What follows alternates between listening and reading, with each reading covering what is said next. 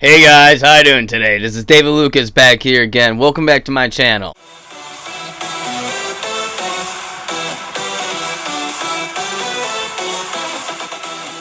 And now today I'm coming at you guys again for another Disney Plus review actually. And now this is actually a property and a review that I've been waiting to do for a long time now. It's been actually taking me a little bit while to get here to finally talk about this show, but we are finally here now to talk about it. And that show is none other than The Bad Batch, guys. Yeah, guys, we are here. We're finally reviewing The Bad Batch. We're halfway through the season now, halfway through season 1. We're up at episode 8 right now, and I believe there are 16 episodes, and we just finished episode 8 last Friday. So here we are, and I decided, I first was thinking about doing a review, an episode-by-episode review of it, but I kind of already did that with Falcon and Winter Soldier, and I am doing that with Loki too. So I decided with The Bad Batch, I was just going to start out with just the first half of the season. Just the first half of the season started out, and then I'm going to go and review the final once the final comes out. Now, right off the bat, I just want to say that I am actually really enjoying this show. I think this show is really good and really succeeded a lot of my expectations for it. You know, going into it, I was always excited for it because, you know, it was a Star Wars show, and God, I love Star Wars. Everyone on this channel who knows me knows I have a deep love for Star Wars. Something else that always curious me a lot, that I always was really curious about the show, was the time period of it, the overall time period. I was always so curious into the basically beginnings of the Empire and to the start, the first weeks, the first days of the Empire. And that's where this show takes place. And that's going out to start out. One thing that I really did love about this show so far is that where it took place at. It started out literally like 2 minutes before Order 66 happens, and we see Order 66 happen within the show. And I like the Jedi that they picked to use Order 66 to follow through on this. And that Jedi is none other than Caleb Dume. Yes, guys, aka Kanan Jarrus. Yes, guys, Kanan from Rebels is in this show. Well, he's in the very beginning of the show. We see him as a little kid in here, and I really like that. I like how him and his master, Depa Billaba, were the two Jedi that were chosen to basically see Order 66 happen, for us to see Order 66 happen with. And that goes into my first kind of complaint about the show, and really my only complaint so far of going into this show, is that I kind of didn't like Kanan's voice. That being said, Kanan is voiced again by Freddie Prinze Jr., the great Freddie Prinze Jr., who I loved, who voiced Kanan in the Rebels series. And nothing against Freddie Prinze Jr., but Kanan is supposed to be a little kid at this point. He's supposed to be like a 12-year-old kid or something like that. And he has a fully grown adult voice. And I don't know, it kind of took me out a little bit. It was something that kind of took me out. And right off the bat, I noticed it. And I was like, I don't know. This voice is way too deep for me. But that is really one of my only problems into this show so far. And I liked how we see that the Bad Batch, basically, except for Crosshair, doesn't execute Order 66, and I like that. I like how we get that to where because their deviant behavior has what Tech describes it, kind of blocked the Order 66, blocked the chip from going off. Except for Crosshair, which is maybe because, which I believe they didn't really say why Crosshair does execute Order 66 and the others don't, but from what I gather of it is that, from what I know from Crosshair from the beginning of season 7 of Clone Wars, when we first were introduced to the Bad Batch, I noticed that he kind of was the more like, even though he didn't really follow orders, he was the only one that kind of went by the books in a way. So I kind of can see why that maybe let the Order 66, let the chip kind of sip through and get him. And it wasn't getting him much at first too, and that's something I really liked, that it wasn't getting him at first. And I like how at first it was more just him kind of being confused, and we kind of got scenes of him being confused, and we get him saying good soldiers follow orders, but he was shooting on Kanan. And I also like too how that kind of connects with Kanan in Rebels, when Kanan doesn't trust the clones at all. That leads into that, and I like that too. With Crosshair, I am really liking what they're doing with Crosshair. He's honestly the one I'm most interested in. He's one of my favorite ones of the Bad Batch. Him and probably Wrecker. Crosshair and Wrecker are probably my two favorite of the Bad Batch so far. But Crosshair, I like what they're doing with him. And I like how Tarkin comes in, and then we see Tarkin. And we see him kind of starting the Stormtrooper program. We see him kind of talking about, this is time for us to basically let go of the clones. And he's talking to Kaminoans. And I like how this is kind of the start of the Empire we're seeing the first couple days. And we're seeing Tarkin kind of be like, yeah, to the Kaminoans, like, yeah, this clone program is a little bit of cost prohibitive program. We're not at war anymore, so we kinda don't need the clones anymore. So I like that, and I like how we're getting a little bit of that, where we're seeing the beginning of the Stormtrooper progress, and we're seeing the clones get phased out. But I like how he's seen Crosshair, and Crosshair was the only one that he noticed that still followed Order 66, because Tarkin sends him on a mission. And I like how Tarkin now enhances, because he puts him in some machine thing, Crosshair enhances his Order 66. So now Crosshair is a full-on evil clone. That is something too, another part of the evolution of this show that I'm loving, that I was really looking forward to see, is the evolution of the Empire to the Republic, into the Empire. And I like how that's part, like where I already was saying, that we're seeing the clones start getting phased out and everything. And now we're starting to see the ideology and the kind of how we see Stormtroopers begin to start being jerks and mean is because of the clones. And we see that once the clones, even especially Crosshair too, once the Order 66 inhibitor chip is executed, they start acting a little different. They start acting more mean and more like robots, and devolved of any kind of personality trait to them. Again, they're calling themselves by their numbers now, and when you see them marching, they're not marching differently, because I remember in the Clone Wars, each clone had their own walk. Now every clone just marches like a robot now. I like that. I like seeing that. I like how we're seeing them go from different planet to different planet, and we're seeing kind of the start of the Empire spreading. We see it in Saleucami, them implanting basically a social security card numbers, like chain codes is what they call it in there, and they're implanting that.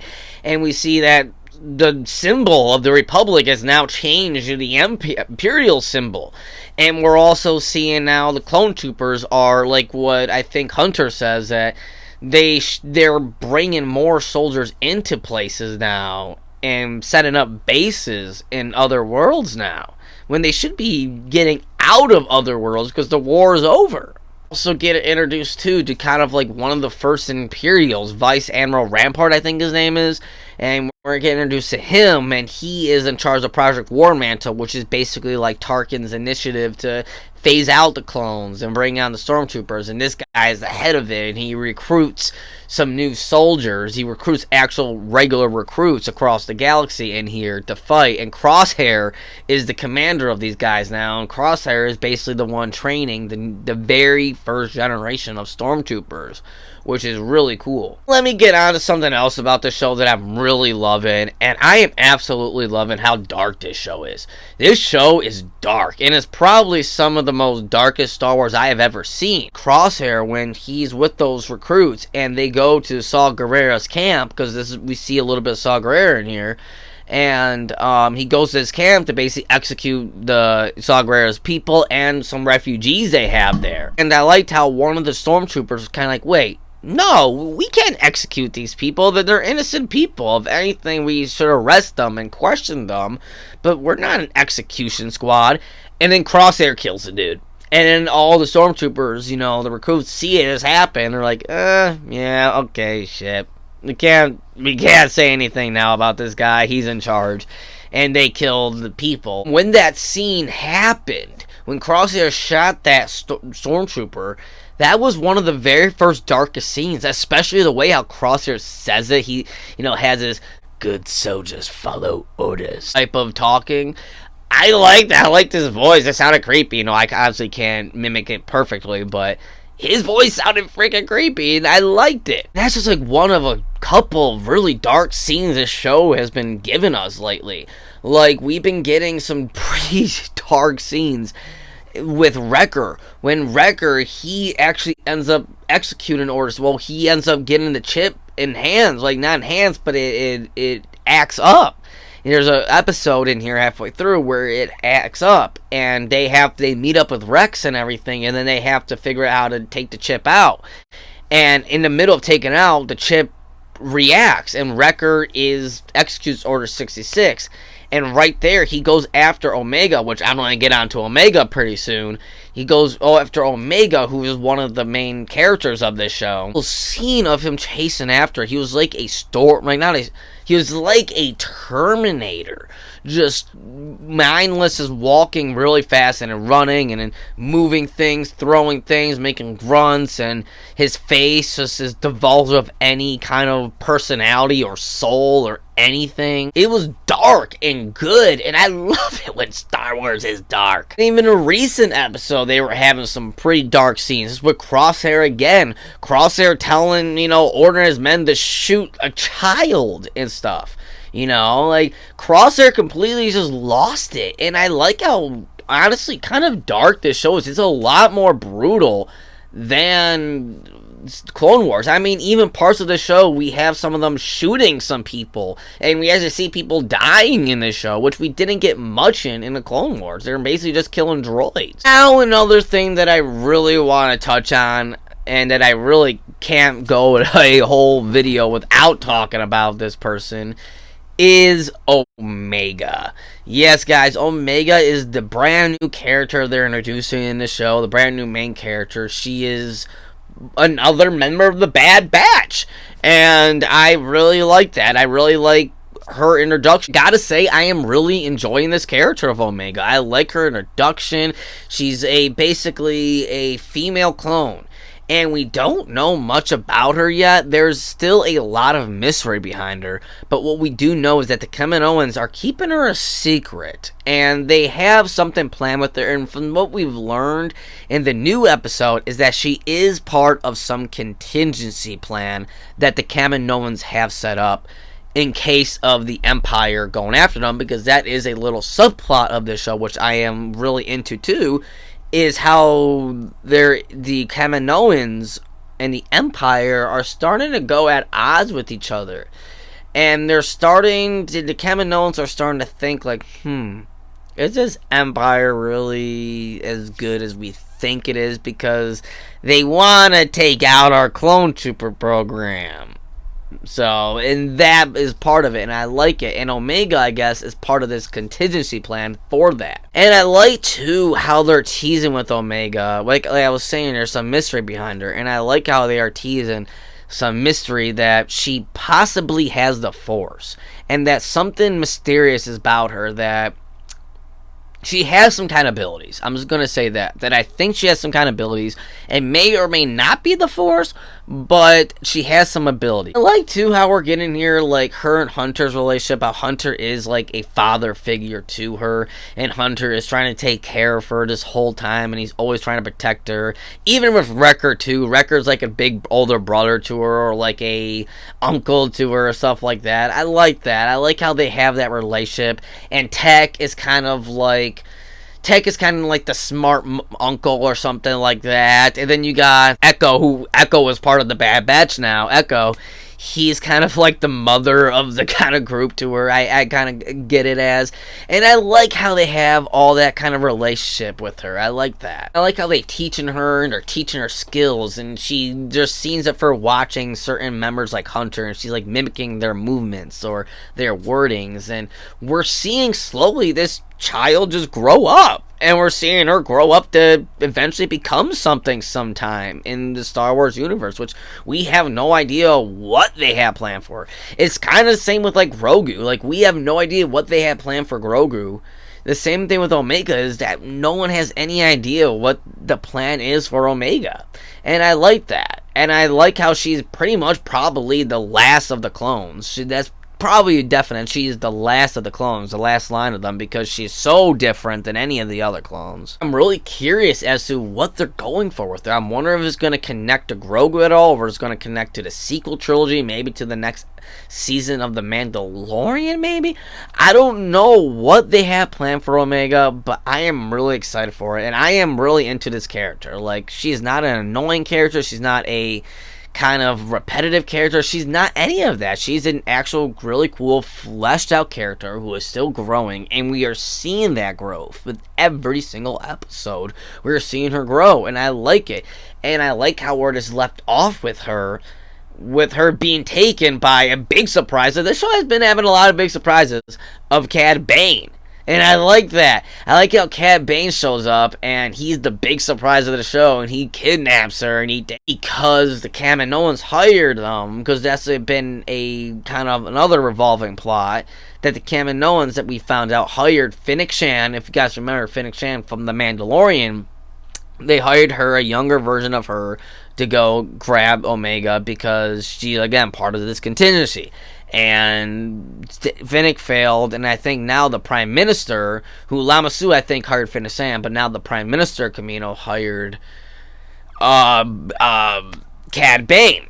And I think they're getting her, behind the Empire's back, too. I don't think the Empire has any idea what's going on with it. I'm really curious to know what is going to happen going forward. I gotta say, guys, I am really loving this show. I am loving the character development with all the characters. I am loving the story. I'm loving the subplots. I am loving seeing the evolution of the Republic to the Empire. I'm love seeing the phasing out with the clone troopers to stormtroopers. I'm love seeing the difference of ideologies starting to be displayed throughout here. I like how we're seeing old characters returning, like Rex come in. We're seeing Saw Gerrera. We're seeing Cad Bane now. We're seeing characters now where they are at in this time period that we really don't know much about. Again, there hasn't been much lore to explain the first days, the first months after the Empire, so I am really liking that we are finally now getting that with some really amazing characters, because I am loving the Bad Batch. Each one of these characters I love, and they have their own little personalities, their own little quips, their own little things,